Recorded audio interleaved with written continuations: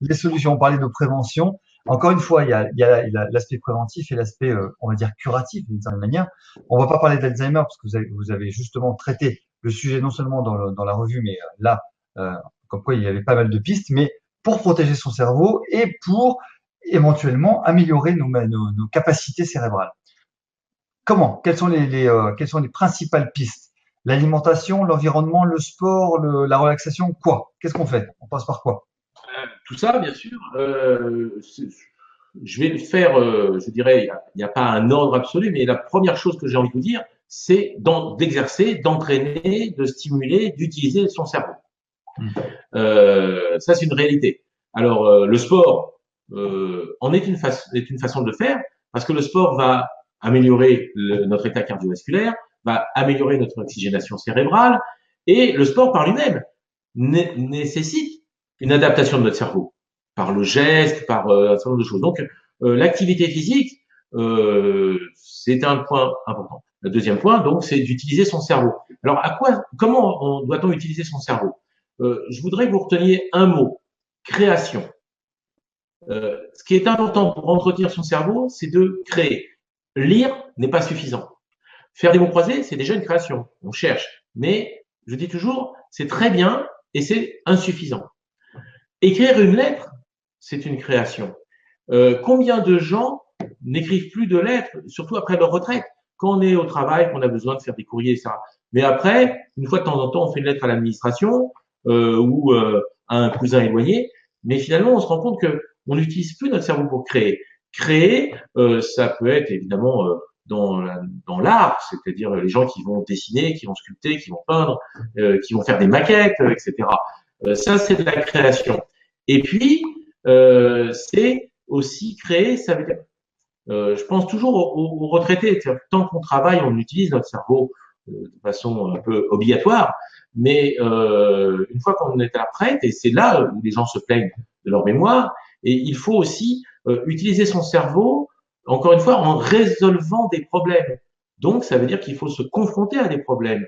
Donc, on va être peut-être dans des associations diverses et variées, caritatives, dans un conseil de syndical, je ne sais quoi, mais en tout cas, l'idée, c'est de continuer à se confronter à des problèmes pour chercher des solutions. Voilà. Et puis, dernier point que je recommande souvent, c'est d'apprendre quelque chose de nouveau. Alors, si vous n'avez pas eu l'occasion pendant vos études de faire de l'anglais ou de l'espagnol, sinon de faire de l'informatique, certains vont se mettre à la poésie, d'autres vont reprendre des cours d'histoire. On a la chance dans notre pays d'avoir beaucoup de possibilités. Apprendre quelque chose est quelque chose de vraiment très important. Donc voilà, l'idée c'est ça, c'est se servir de son cerveau, entraîner son cerveau comme on entraîne un muscle, faire du sport. Après, évidemment, il y a toute l'alimentation, toute la nutrition du cerveau. La nutrition du cerveau, en numéro un, on met toujours les oméga 3 parce qu'ils sont très importants. Donc les oméga 3 animaux, hein, on parle souvent du poisson dans les mémoires, mais aussi végétaux. Les oméga 3 végétaux, c'est des huiles riches en oméga 3 euh, qui donc vont apporter ces molécules indispensables. Les antioxydants, je cite souvent les antioxydants parce que ils sont utiles pour plein de choses dans toutes les maladies du vieillissement. Encore plus si on a besoin d'oméga 3 parce que les oméga 3 ont la mauvaise habitude de s'oxyder. Donc c'est bien d'enrichir son alimentation en oméga 3, mais il faut aussi apporter des antioxydants. Les antioxydants, c'est les légumes, les fruits, les épices, etc., le thé vert, voilà, et puis après, éventuellement des compléments alimentaires. Et puis, pour le cerveau, on a besoin aussi un peu de vitamine B. Alors, les vitamines B, c'est pas simple à trouver, mais finalement, si on a, pardon, une alimentation diversifiée, avec des céréales complètes, des légumes secs, des fruits, voilà, des végétaux variés, parce que c'est beaucoup dans les végétaux qu'on trouve ces vitamines B, eh bien, on va nourrir son cerveau efficacement. Voilà. Un peu de magnésium qui se trouve, bon, évidemment, dans le chocolat, dans les fruits et légumes aussi. Et puis, bah, agir sur son stress. Vous avez cité, je crois, à un moment donné, dans votre question, la méditation, la relaxation. C'est très important. Vous savez que quand on est stressé, on va faire fuir le magnésium. Hein, on va avoir des carences en magnésium parce que le magnésium va fuir dans les urines à cause du stress. Donc les gens stressés ont besoin de prendre des comprimés à base de magnésium. Tout à l'heure, j'ai vu passer une question sur quel magnésium. Alors effectivement, en pharmacie, ils ne sont pas tous bons, mais je dirais en dehors des pharmacies non plus, on va utiliser très souvent. Alors, moi j'aime bien le magnésium marin, contrairement à certains de mes confrères qui disent que le magnésium marin n'est pas excellent. Moi, je trouve pas du tout mauvais, mais les glycérophosphates de magnésium, il y a certains, c'est de magnésium. On va éviter par contre le chlorure, qui a des indications très à part. On va éviter le lactate. De magnésium, voilà, c'est le magnésium meilleur que d'autres. J'aurai l'occasion de toute façon de l'écrire dans une prochaine revue. Mais j'en étais où? J'en étais au magnésium. Oui, à la méditation, à la relaxation. Il est très important aussi d'apprendre à lâcher prise, d'apprendre à se relaxer, parce que nos neurones du coup vont être plus disponibles pour pouvoir agir enfin, pouvoir être utilisés à bon escient. Je reviens quand même sur le magnésium, même si vous êtes passé. Enfin, quelqu'un nous pose la question sur le magnésium en pharmacie. Vous dites pas le lactate, pas le ceci, pas cela. Mais comment le reconnaître, le bon? Comment, est-ce qu'il y a une marque? Est-ce qu'il y a une caractéristique sur la boîte? Il y a beaucoup de marques. J'utilise beaucoup les glycérophosphates. Alors ça, il faut regarder, c'est marqué sur les boîtes. Donc il y a tellement, tous les laboratoires, il y a peut-être 100 marques de magnésium. Et j'ai vraiment pas de raison de vous en indiquer un plus qu'un autre aujourd'hui, parce que. C'est juste le glycérophosphate, ce qu'il faut, le glycérophosphate de magnésium. Les glycérophosphates sont très bien, je trouve. Sinon, les magnésiums marins, qui sont un oxyde de magnésium, voilà. Et par contre, quand on prend du magnésium, il faut toujours qu'il y ait de la vitamine B6 et de la taurine. Toujours magnésium associé à la vitamine B6 et associé à la taurine. C'est toujours meilleur, c'est toujours mieux utilisé. Quelquefois, on a des formules plus complexes où il y aura en plus certaines vitamines B, en plus de la B6, il y aura d'autres cofacteurs et c'est parfois intéressant d'utiliser ces produits. J'en cite de toute façon dans mes dossiers, mais là, ce soir ici, je pense que c'est pas la peine d'en citer un plus qu'un autre.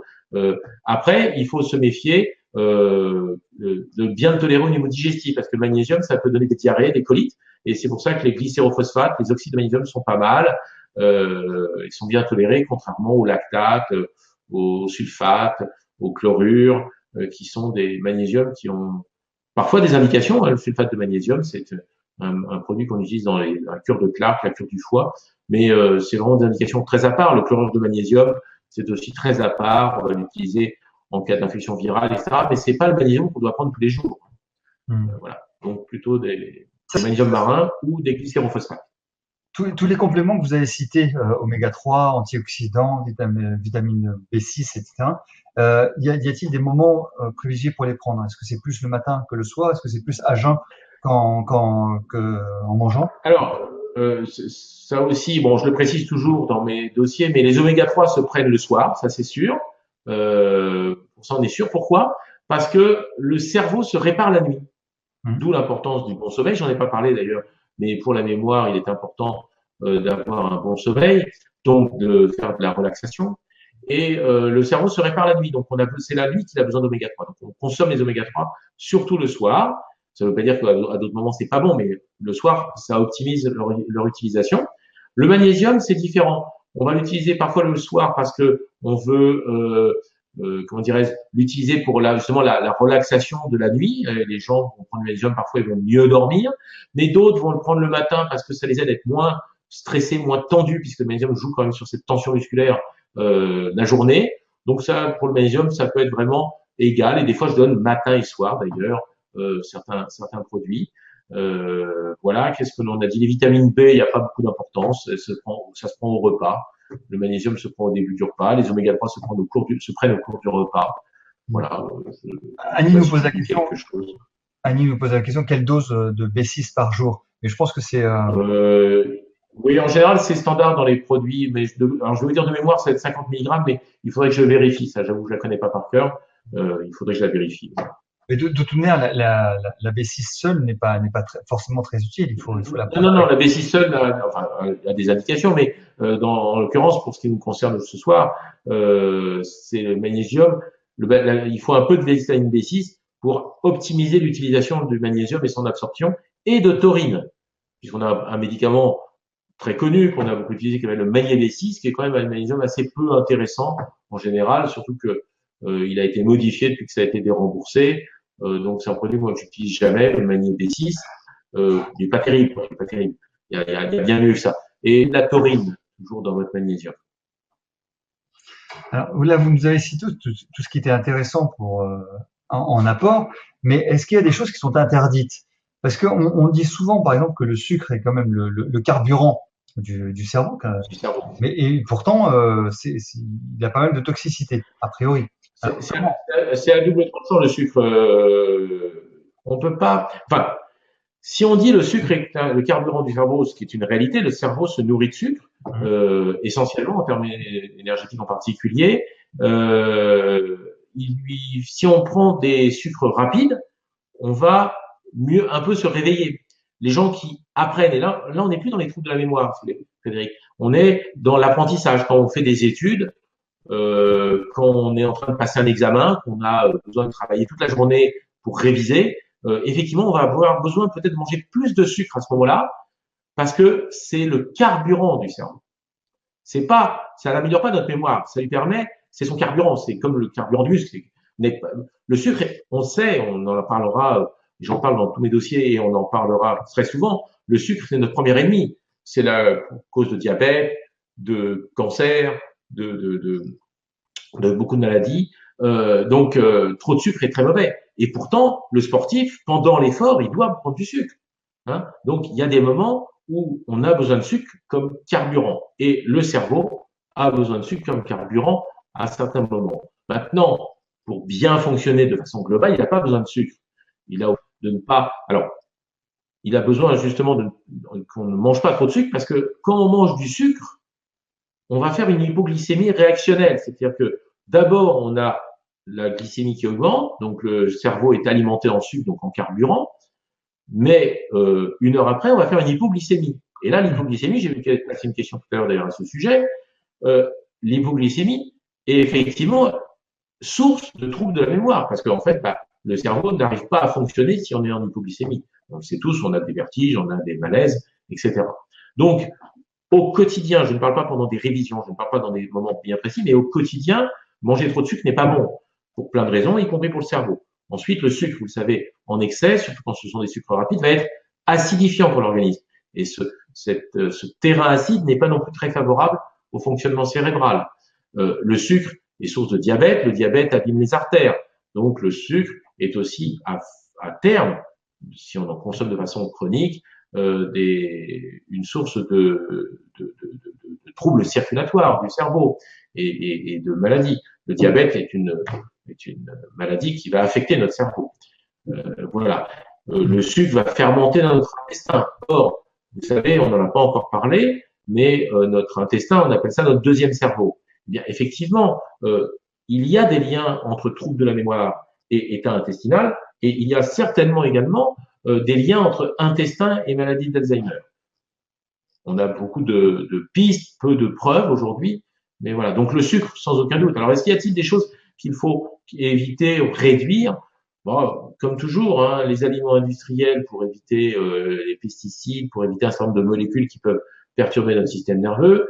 Les aliments riches en mercure, alors je pense surtout au thon en boîte, parce que c'est le pire de tous, mais le thon en général d'ailleurs, mais surtout le thon en boîte, qui est source de mercure. Qu'est-ce que les graisses saturées qui vont donc les excès de graisse animale qui vont abîmer nos artères, sans aucun doute. Voilà, j'en oublie certainement, j'ai dû en citer d'autres dans mon dossier. C'est l'assiette type pour améliorer la fonction du cerveau, c'est à peu près l'assiette standard d'une bonne alimentation équilibrée, c'est cela? Oui. À la fin, si vous voulez, et on le reverra et je le répéterai dans les futurs dossiers, il y a quand même une bonne façon de s'alimenter et cette bonne façon de s'alimenter, finalement, est utile pour tous nos organes. Il n'y a pas de secret. Hein. Alors, le cerveau a besoin de plus d'oméga 3, comme le cœur.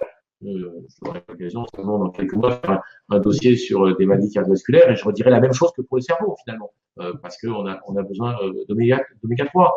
On a besoin de protéines pour faire fonctionner notre cerveau, comme pour nos muscles, comme pour nos os.